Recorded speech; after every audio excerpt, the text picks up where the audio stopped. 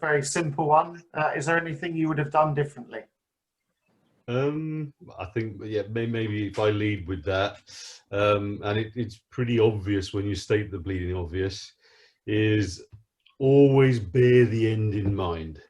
You know, what's your plan A? What's your plan B? What's your plan C? The exit strategy, exit strategies rather. Reverse engineer that. What type of funding partner do you want when you do gain the planning? Reverse engineer that further and come back to sort of day two funding, day one funding.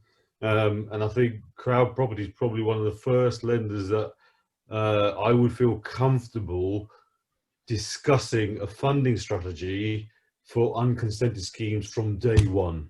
And I think that's the key there. The big lesson is what I want is a straight through lender who gets what we're doing, understands the strategy, and is able to help us navigate through the different parts of the planning, but also to help us support us through the funding side, because we still need the funding. Yeah. And to add that, and to take that slightly broader, is that we did a big survey to small and medium-sized property developers last year and end of last year, and the majority of people said they approached their development lender when an offer is agreed. Okay, we actively encourage people to come to us, not quite send us a Rightmove link and ask what do we think.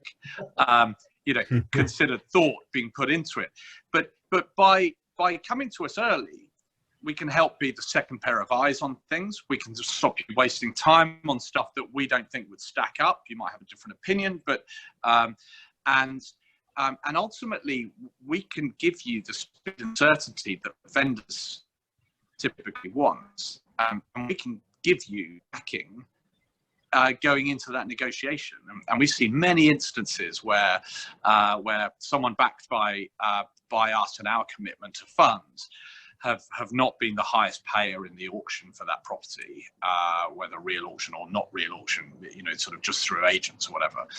So I think that's a great point and a great lesson for any developers. It's like, you know, think long term, bring things right forward, start the relationships, and ideally build those relationships for life. And you know, that's the attitude we take to our work.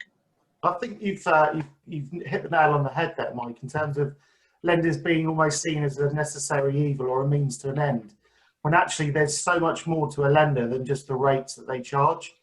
And it's all that value add that a lender can give, or the right lenders can give, that can really make the difference between a successful project and a mediocre one.